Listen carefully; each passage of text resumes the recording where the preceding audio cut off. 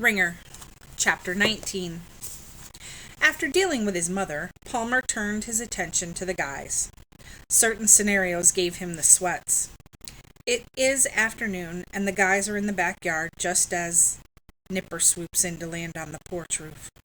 Or the guys sneak into his room at night, as they did before, and one of them opens the closet door. He toyed with the idea of coming right out and telling them they could never come to his room again, telling them the room was crawling with cooties, or a ghost used to live there, but he knew that would never work. Telling Beans not to trespass would be as useless as telling Nipper not to peck. Or he could tell them his mother said they were no longer welcome in his house. A lie, because she didn't like them, the truth. But he didn't have the nerve to say it. And so he tried simply to give them no reason to want to come to his house.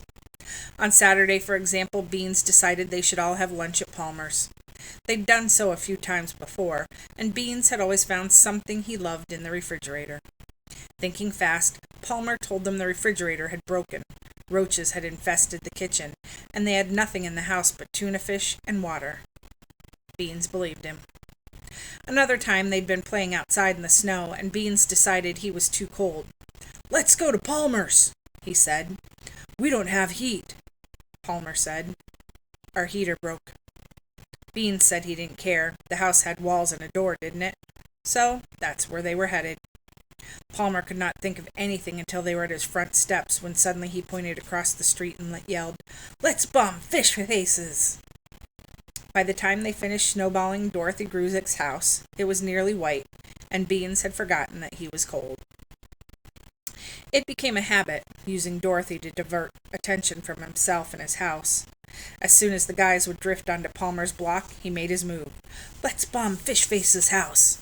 Let's bomb Fishface's car! Let's bomb Fishface!" When there was no snow on Dorothy Gruzick's sidewalk, they brought their own chalk and drew funny faces in her hopscotch squares. They amused her on the way home from school. They ambushed her on the way home from school. They taunted her and ran rings around her as she walked. Sometimes they simply stood in front of her in the middle of the sidewalk, like human trees, forcing her to walk around them. Then they would run ahead and become new sidewalk trees, making her detour around them time after time after time, all the way home. Beans gave the game a name: tree stumping.